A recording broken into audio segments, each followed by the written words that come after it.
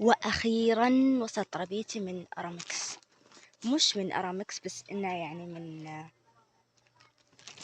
من مكان اللي كنت طالبته. عاد ما أدري، أتوقع بيكون إزعاج فبسوي كتم، أو يمكن ما راح أسوي كتم بعد. قابل للتحلل. طيب نفتح ونشوف. تقعون وشو؟ اكتبوا لي في التعليقات قبل لا أفتح. ما عندي صديق يساعدن في الفتح، لأني يعني ما كنت مخططة إني أفتح هذا الوقت، بس كنت خليني خلاص أفتح. وصلت هي أمس بالليل. الحين أمس تقريبا الساعة 9 10، يعني بعد العشاء. الحين الساعة بندخل 1 على الظهر تقريبا. لحظة لحظة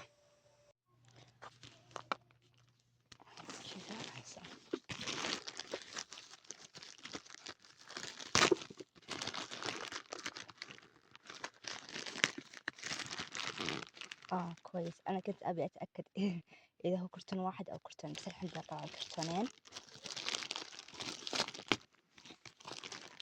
إيش رايكم أفتح بنرجع لكم؟ شوفوا الرسالة اللي جتني. لحظة.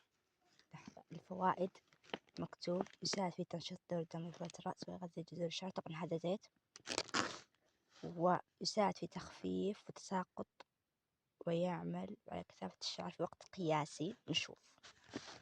يساعد في المحافظة على حيوية الشعر، يحتوي على حماض وفيتامينات. ومن هنا مكتوب في نعومة ورطوبة ولمعان ومظهر أنيق، إطالة الشعر وزيادة كثافته بشكل صحي، تطور البصيلات من البكتيريا والفطريات. طيب هذا الأول.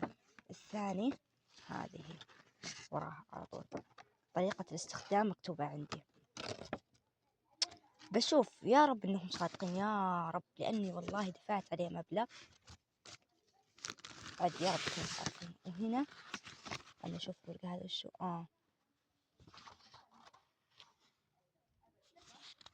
يعني أنا أول مرة أطلب زيت بهذا بهذا السعر. يعني شوفوا السعر الإجمالي بالعادة أقل. يمكن البعض يعرف من شكل البوكس. أفتح. لحظة.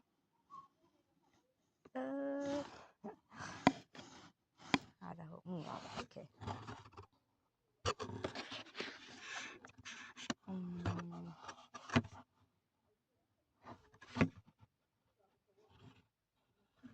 هذا هو كذا شكله من برا، بس صراحة يعني تقريبا شوي صعب إني أوريكم. لحظة خلني أحطه كذا وأصور لكم. هذا هو.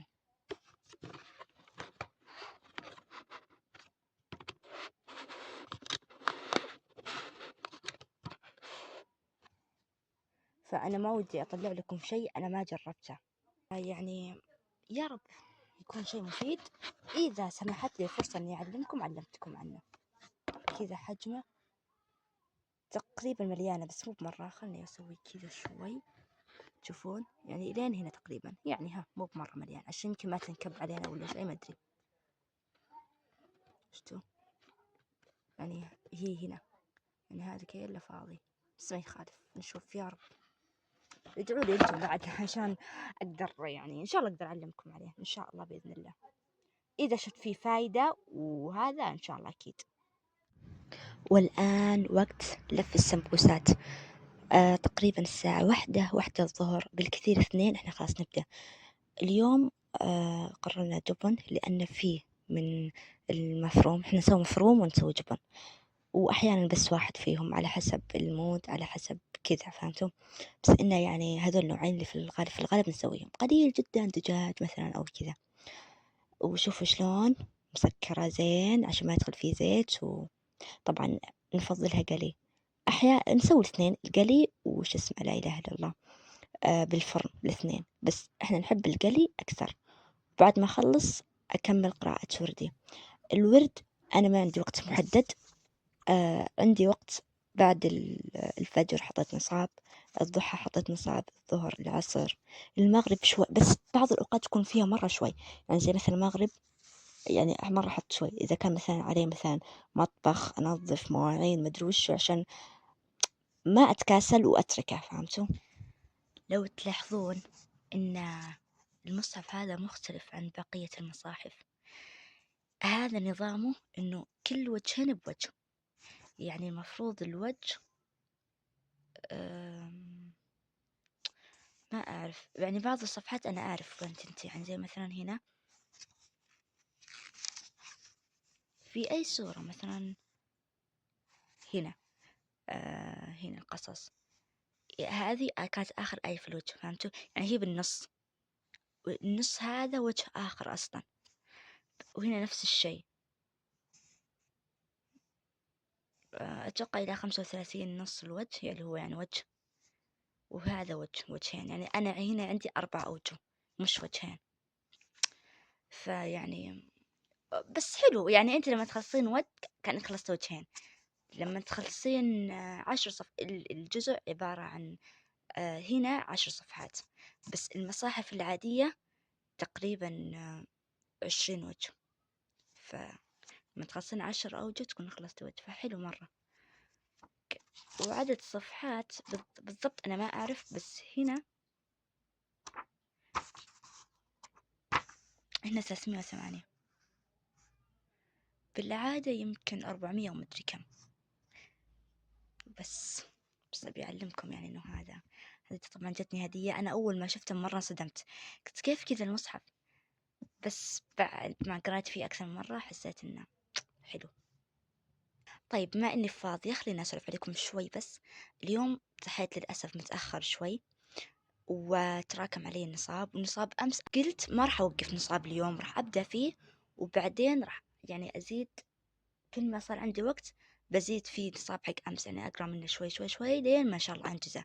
بس نصابي اليومي راح يمشي، يعني ما راح أخر أنصبتي كل يوم عشان نصاب أمس الفايت، لا بخليه يعني مثل ما قلت لكم كل ما صار عندي وقت بزيد، يعني باخذ من أنا بعلمكم شلون.